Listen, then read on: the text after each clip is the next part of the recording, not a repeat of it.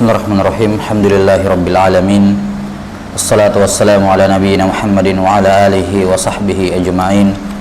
Asyhadu an la ilaha illallah wahdahu la syarikalah wa asyhadu anna Muhammadan abduhu wa rasuluh, amma ba'd.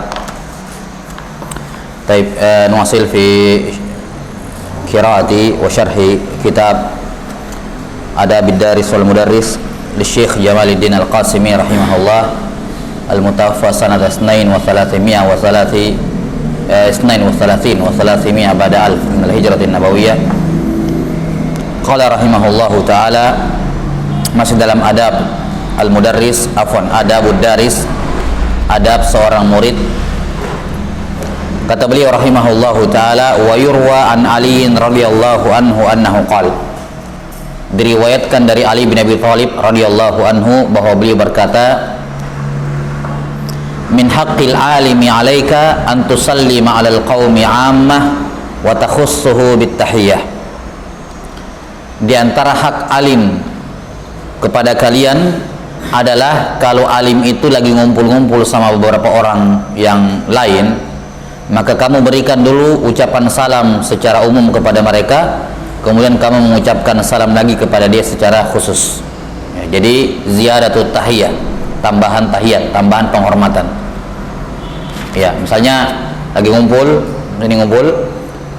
teman-teman santri-santri, ada ustadz diantaranya, maka dia mengucapkan salam kepada mereka semua dari awal sebelum bergabung ke majelis, ucapkan salam kepada mereka semua.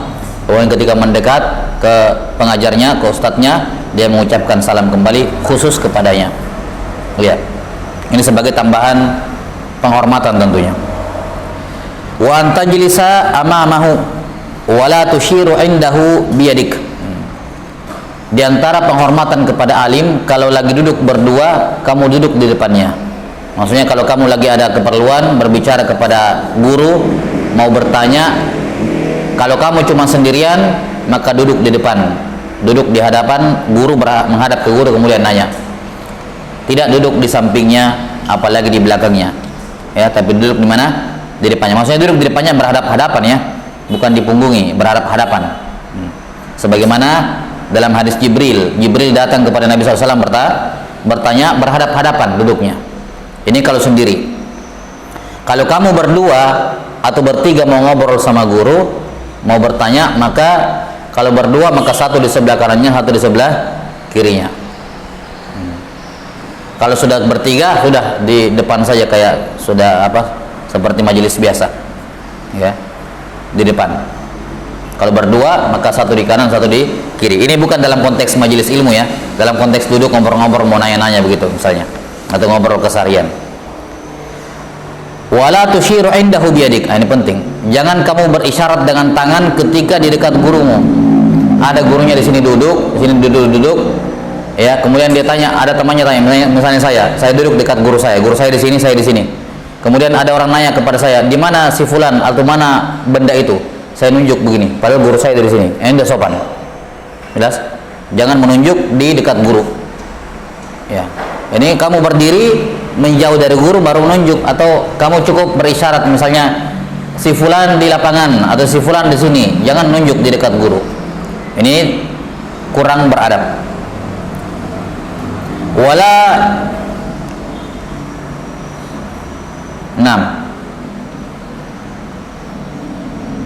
Wala taghmizanna bi'ainika ghairahu. Dan jangan kamu mengedipkan matamu, ya, kepada orang lain di dekat gurumu. Dekat guru ngomong-ngomong, kemudian ada orang terus dia pakai matanya, dia berkedip dengan matanya. Ini tindakan-tindakan yang tidak sopan seluruhnya. Wala taqul qala fulan khilafa qawlihi. Nah, ini juga kadang di majelis, karena si murid sudah pernah belajar dari guru yang lain, ketika gurunya menyampaikan materi kemudian berbeda dengan yang didengar, ya, dari guru yang lain, kemudian dia berkata, Ustadz, tapi Ustadz ini bilang begitu. Itu tidak sopan. Jangan sebut nama Ustadz lain itu, bilang saja ada pendapat lain seperti ini misalnya, atau ada yang berpendapat seperti ini. Jangan mengatakan, Ustadz, tapi Ustadz ini bilang begini. Ini tidak sopan. Ya, jangan menyebutkan nama ustadz lain di dekat ustadzmu. Ya, bukan apa, ini penghormatan, mimbabil adab. Ya, itu ibarat kamu sebutkan nama perempuan lain di samping istrimu. Ya, Pak Samando yang paham ya. Ya kan, ada sopan gitu. Kamu belajar sama gurumu, ya, kalaupun mau mengutarakan pandangan, pendapat, jangan sebut, ya, jangan sebut apa, jangan sebut pengajar ustadz lain, jangan sebut pakai namanya, bilang aja ada juga saya dengar pendapat seperti ini, ya, ada yang begini gitu. Apalagi bawa nama-nama syekh, gurunya gurumu, lebih tidak sopan lagi, seakan-akan kamu benturkan dia dengan gurunya, kan begitu. Ya, tapi syekh ini bilang begini, atau fatwa syekh ini bilang begitu. Beda dengan yang ustadz bilang. Ini kan terkesan ustadz menyelisih gitu, kan kurang adab. Tidak ada masalah menyelisih guru, beda dengan guru itu tidak ada masalah. Cuman si murid ini harus tahu ungkapan yang benar. Nah, ya. Jangan menyebut nama. Jangan menyebut nama orang lain yang selevel dengan gurumu, apalagi yang di atasnya levelnya gurumu, guru-gurunya atau masyayikh misalnya yang sudah ini, atau ulama terdahulu. Ya. Gurunya ngomong begini langsung dia bilang, tapi apa misalnya Ibnu Hajar mengatakan begini, ya, misalnya gurunya mengatakan ini hadisnya dhaif, oh ini katakan ya Ustaz tapi Ibnu Hajar menghasankan, tidak didhaifkan. Jangan menyebut seperti itu, ya. Nah, kecuali dalam konteks kalau ditanya misalnya apa ada yang menghasankan lain, ada yang tahu, silakan dia, tapi konteksnya untuk mengiktiraf, menyanggah gitu ya, konteksnya menyanggah kemudian menyebutkan nama orang lain, ini kurang bagus. Kecuali kalau ditanya siapa, di mana, kalau misalnya ulama terdahulu ya. Nah, ini tadi, wala taqul qala fulan khilafa qauli. Jangan kamu katakan kepada gurumu qala fulan, disebut namanya. Si fulan berkata, di mana pendapat dia itu menyelisih ucapan gurumu. Jangan. Ini semua adab-adab seperti ini, hukumnya adab ya. Tidak sampai dalam yang haram dan seterusnya, tapi membabil adab. Wala tagtabanna indahu ahad. Nah,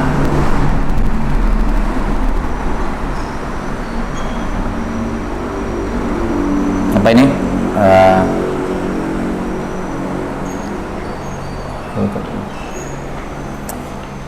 Jangan kamu tagtab. Yagtabu. Dari kata ghibah kelihatannya ini, ya. Yani jangan kamu menceritakan orang lain di dekat gurumu, ya. Maksudnya jangan menggibai orang di dekat gurumu, ceritain orang di dekat gurunya. Ustadz ini begini, ya. Atau itu seperti itu, ya. Atau si fulan ini teman santrinya, Ustadz ini santri ini begini. Ya. Kecuali kalau kamu penanggung jawab disuruh lapor kalau ada apa-apa ya lapor, nggak ada masalah. Tapi kalau tidak seperti itu, tidak disuruh laporan dan kira-kira hal yang buruk dari saudaranya itu bisa diperbaiki, ya nggak usah laporin aibnya orang gitu. Asalnya kan seorang muslim menutupi aib orang lain, kecuali kalau santri itu keperbuatannya sudah memudaratkan orang lain, maka ini butuh dilaporkan, butuh dihentikan segera. Wala tusari fi majlisihi.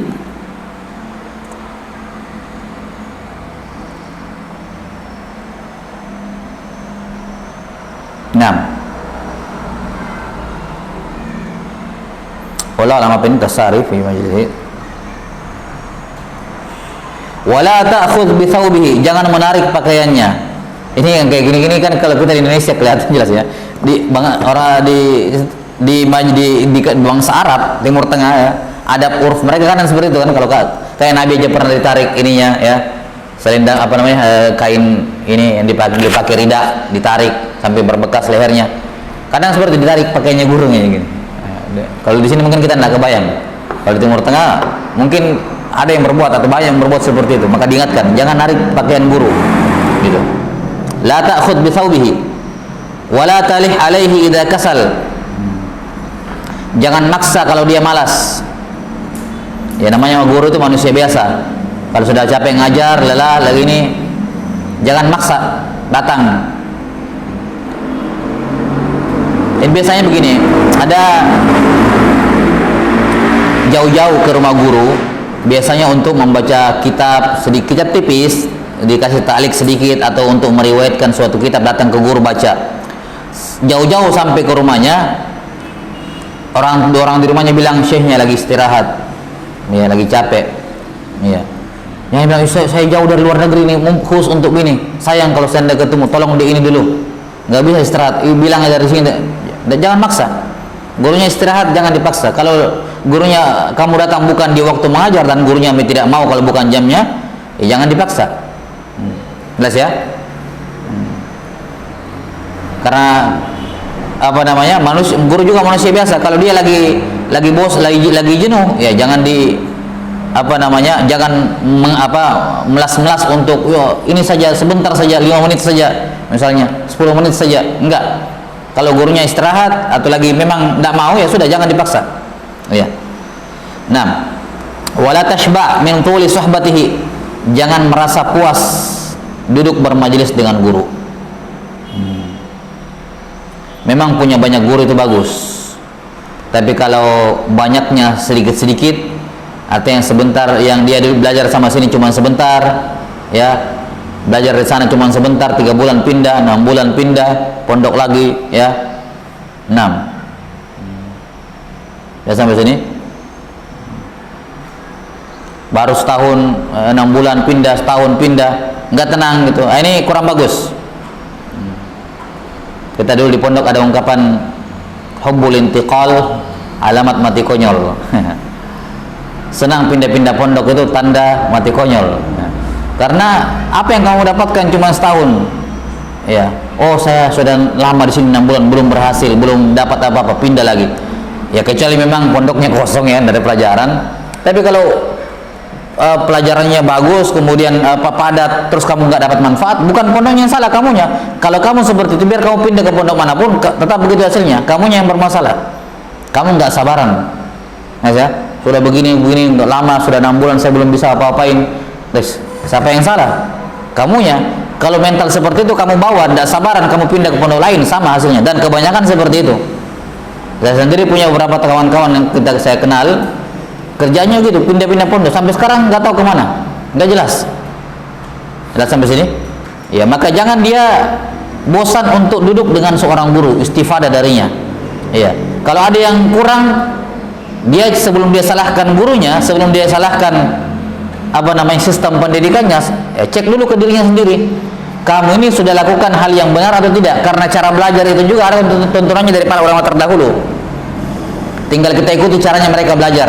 Jam-jam belajarnya yang bagus kapan? Makanya di kitab Tazkiratus Sami wal Mutakalim disebutkan, di jam ini bagusnya pelajaran ini, di jam ini bagusnya pelajaran seperti ini.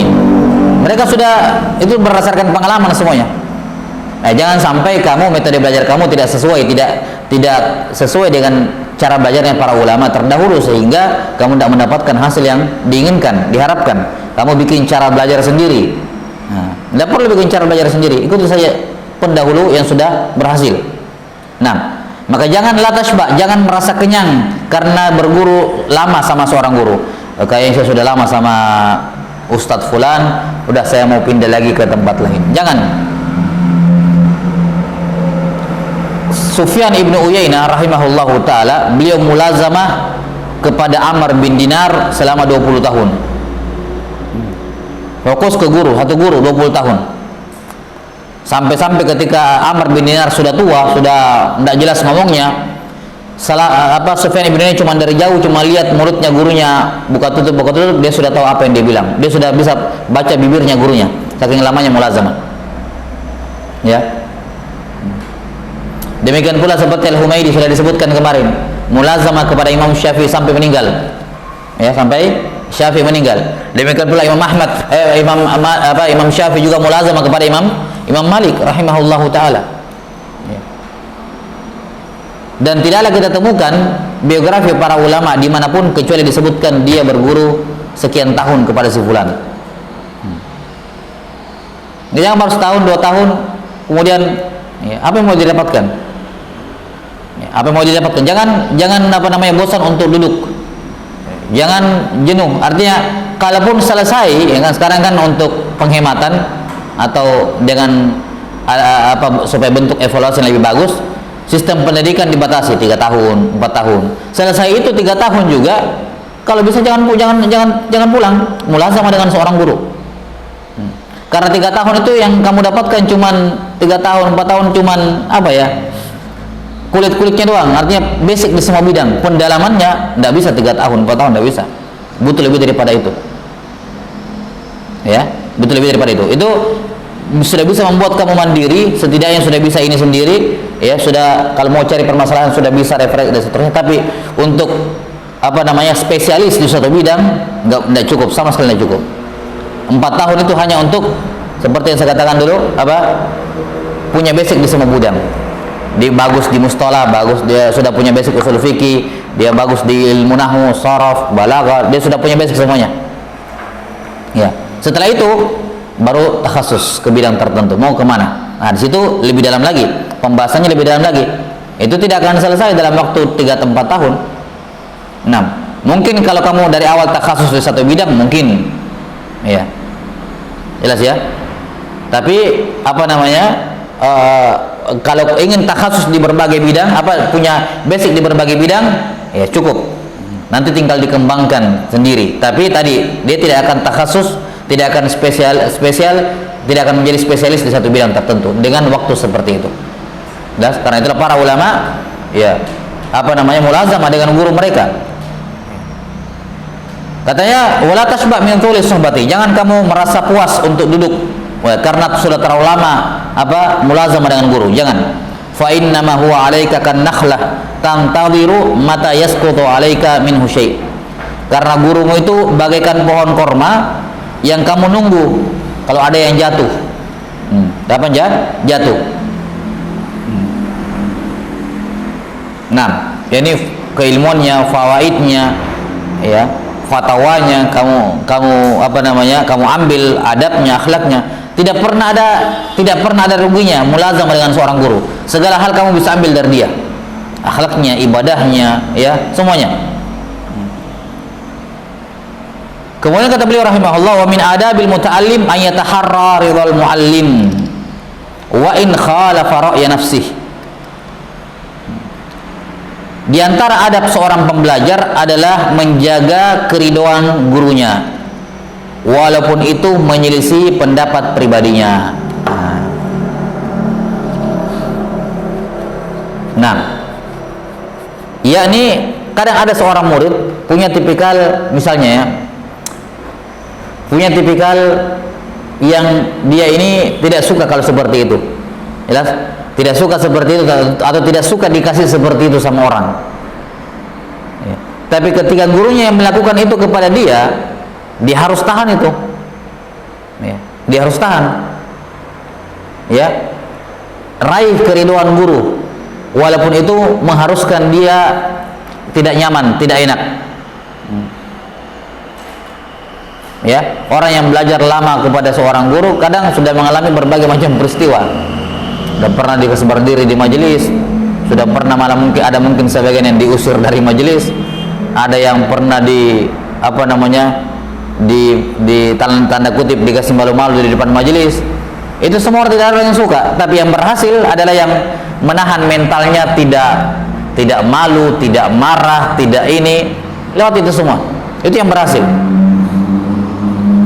Kalau sedikit-sedikit, wah ustadznya begini, saya mau tinggalkan. Oh, di tempat belajar ini tidak bagus teman-teman, anunya apa, orang-orang tempat belajar begini-begini, pindah lagi. Pindah lagi. Ini orang tadi tidak akan dapatkan apa-apa. Tidak mampu bersabar, tidak tahan banting. Setiap kali ada gangguan, wah saya tidak mau. Ya, saya tidak mau kalau begini. Saya maunya di tempat belajar yang cocok sama saya. Tidak bisa, karena tidak semua orang bisa cocok sama kamu, ya kan? Ketika kita bergaul dengan orang, itu kita sudah mendapati tipikal orang beda-beda. Kalau saya maunya saya seperti ini. Iya, maunya kamu seperti itu, tapi maunya temanmu belum tentu seperti itu. Akhirnya kan tidak ketemu. Kalau tidak ketemu, disinilah butuh saling paham, saling mengerti. Oh, memang begitu memang orangnya, ya. Oh, memang ustadznya begini, atau memang teman saya begini. Ya. Karena kalau dia mau tinggal di tempat, atau misalnya dia mau belajar di tempat yang semua teman-temannya menyenangkan, semua teman-temannya bagus, nggak ada di dapat tempat seperti itu, nggak ada tempat belajar yang seperti itu. Di mana-mana selalu ada teman yang tidak bagus, ada ujian dari guru, ya ujian, maksudnya ujian ini gurunya kurang bagus, misalnya akhirnya dia diuji dengan sikap gurunya, pasti begitu. Maka sikap seorang murid itu dia yang beradaptasi dengan itu, dia menyesuaikan, ya. Jangan memaksa orang menyuruh sifat merubah, tapi dianya yang menyesuaikan supaya dia bisa bertahan di situ, bersabar dia.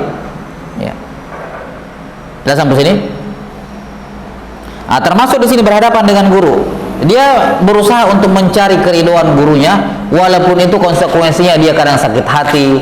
Oh, guru ngomong begini, sakit hati, begitu, tahan saja. Orang mau berhasil seperti itu, sakit hati atau malu dikasih malu-malu depan kelas sama gurunya, tahan saja. Yang kayak gitu kan obrolan sebentar akan hilang. Iya. Maka harus dia berusaha untuk meraih keridhaan gurunya, walaupun itu mengharuskan dirinya itu melakukan hal yang bukan kebiasaan dia, atau menerima perlakuan yang ya tentunya sebatas dalam taraf wajar, ya, dalam masih bisa ditahan lah, ya. Nah, demikian pula kalau masalah perbedaan pendapat, ya. Perbedaan pendapat disebutkan di sini, wa in khalafa ra'ya nafsih, walaupun dia misalnya lagi rapat ini, ya. Kalau memang saran gurunya tidak salah-salah banget, ya, ya hormati saja. Kecuali memang itu salah, sarannya guru itu salah, pasti jelek hasilnya. Kita bisa masukkan. Tapi kalau misalnya tidak salah-salah banget ininya, kurang menurut saya seperti ini, guru menurut saya ini, kalau memang tidak bermasalah, tidak ada dampak signifikan dari situ, ya sudah, sarannya saya gurunya, walaupun berbeda dengan sarannya dia. Ya, kita mau liburan kemana nih, ya kan? Gurunya bilang ke sini saja, muridnya bilang ke sini, sudah, dengarkan gurunya saja. Intinya kan liburan, masalah tempat kan tidak ada masalah, ya, itu maksudnya. Jadi walaupun menyelisih ini contoh saja. Demikian pula di masalah-masalah yang lain, ketika ada musyawarah, ya, kalau memang pendapat gurunya tersebut tidak salah-salah amat, masih bisa, maka ya, dia hormati, walaupun menyelisih pendapat dia pribadi. Saya, kalau menurut saya sih seperti ini, gitu, ya. Nah, wala yufshi lahu sirran, jangan menyebarkan rahasia gurunya. Kan guru itu setelah orang di rumahnya, yang paling tahu tentang guru ya murid-muridnya, ya. Orang itu kalau orang jauh, dia akan lihat orang itu sempurna, ya. Sekarang kalau saya sebut ustadz ini, ya, misalnya di televisi, misalnya kan, yang bisa hadir televisi, ustadz ini, kita yang jauh-jauh mungkin, oh masya Allah, ini ustadz kayak sempurna, saya tidak ada kurangnya, ya. Tapi kekurangannya itu ustadz pasti ada, tidak mungkin tidak ada. Siapa yang tahu? Orang-orang di rumahnya, ya, istrinya, anaknya yang tinggal di rumahnya, tetangganya, sama santri-santrinya yang tiap hari bergaul dengan dia, pasti ada kurangnya, tidak mungkin tidak, ya. Nah, ketika seorang murid diuji oleh Allah, perhatikan, ketika seorang murid diuji oleh Allah mengetahui kekurangan gurunya, ini ujian. Jangan dia sebarkan rahasia gurunya atau hal-hal yang kurang baik tentang gurunya. Namanya sifat buruk, tidak ada dibilang ustaz tidak boleh salah, tidak ada, pasti ada salahnya, pasti ada kekurangannya, pasti ada aibnya. Nah, kalau kamu kebetulan tahu, waspada, itu berarti Allah menguji kamu. Apa yang kamu lakukan dengan aib gurumu? Kamu jaga, sembunyikan, atau kamu sebarkan? Kalau kamu sebarkan, berbahaya bagi kamu sendiri juga, karena menyebarkan aib seorang muslim juga Allah Ta'ala akan menyebarkan aibnya, Allah juga akan membongkar aibnya. Nah, kalau dijaga, ditutupi kekurangannya gurunya, aibnya, maka Allah juga akan menutupi kekurangan dirinya, ya, menutupi aib-aibnya. Al jaza'u min jinsil amal. Jelas ya? Wala yufshi lahu sirra. Jangan semondok di sini terus pindah ke pondok lain, dicerita ustadznya di pondok lama, oh memang begitu ustadz dulu, gitu ya. Memang begitu dulu ustadz saya, ya, saya pengalaman gini. Ya. Nah, ini tidak dibenarkan, apalagi kalau sudah jadi murid, sudah belajar ke sini, sudah mungkin dia sudah lebih berilmu dibandingkan gurunya, dia pergi tahdzir gurunya. Tahdzir kemudian disebut yang dulu-dulu, yang waktu dia belajar aibnya gurunya. Ini kan merupakan tindakan khianat. Tindakan apa? Khianat. Nah,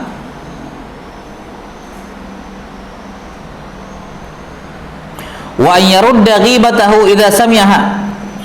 Di antara murid, adab murid kepada gurunya adalah kalau ada yang bicarai buruk gurunya, dibantah. Dia membantah apa namanya? Ghibah orang kepada gurunya kalau dia mendengar. Ini sebenarnya bukan adab kepada guru, adab kepada sama muslim. Saya sama teman saya, teman-teman sesama muslim, penuntut ilmu. Terus saya dengar teman saya diceritai, saya bantah. Enggak benar seperti itu. Perhatikan, membantah ghibah itu tidak mesti benar.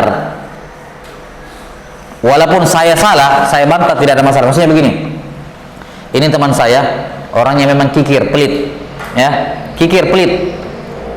Kemudian dicerita sama orang lain, itu sana itu kikir, pelit. Jelas? Saya tahu teman saya begitu, tapi saya wajib membantah. Biar saya tahu begitu orangnya. Ini membela kehormatan seorang muslim. Tidak boleh saya bilang, oh memang begitu saya temannya. Nah, itu kamu mendukung ghibah. Karena ghibah itu tetap salah, walaupun benar, walaupun kenyataannya begitu memang orangnya. Oh kenapa kamu cerita-cerita? Enggak, saya enggak cerita sih, memang begitu orangnya. Enggak, itu tetap ghibah. Biar begitu memang orangnya, tetap apa? Ghibah. Dan tugas saya adalah membantah, walaupun saya tahu ghibah itu benar. Apa yang dituduhkan itu benar, tapi tugas saya membantah. Enggak boleh, saya harus melindungi kehormatan seorang muslim. Enggak benar itu, walaupun saya tahu memang begitu orangnya, karena saya dekat, tapi tidak benar, enggak begitu tahu gitu ya. Apalagi guru.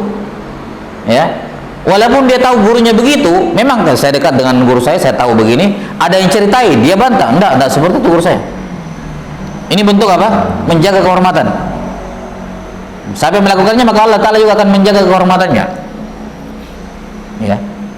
Nah, maka ini hal yang penting, jangan dia menyebarkan rahasianya, ya. Kemudian apa? Membantah kalau ada yang ghibah tentang gurunya. Ya, tidak peduli itu benar atau salah, saya tidak mau tahu itu benar salah, pokoknya itu tidak benar. Gitu ya.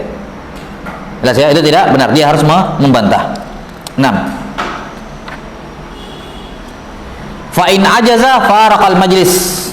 Kalau dia tidak mampu membantah, dia tinggalkan orang ngobrol-ngobrol tadi soal gurunya. Nah, gurunya diomongin misalnya, saya mau bantah gimana, ustaz-ustaz semua juga yang ngomong gitu ya. Sama ustaz ngomong, saya mau bantah ustaz semua. Udah, saya tinggalkan saja. Kalau kamu tidak bisa membantah, tinggalkan. Kalau kamu tidak bisa membela kehormatan gurumu, tinggalkan majelis. Jangan nongkrong ikut mendengar di situ dan diam saja. Nggak boleh. Dan sekali lagi, ini bukan hanya adab kepada guru, kepada siapa? Semuslim, semua tidak boleh seorang duduk di majelis ghibah. Kalau tidak, kapan dia tetap duduk dan tidak membela, maka dosanya sama. Dosanya sama. Dalam hadits yang sahih disebutkan di suatu ketika Abu Bakar dan Umar radhiyallahu anhuma berserta Nabi sallallahu alaihi wasallam pernah safar keluar perjalanan. Kemudian apa namanya? Umar bin Khattab membawa budak. Budaknya ini sejak perjalanan kan bawa barang lah, siapkan makanan. Pokoknya dia melayani Nabi sallallahu alaihi wasallam, melayani Abu Bakar, melayani Umar. Ya. Karena kecapean, malamnya ketiduran.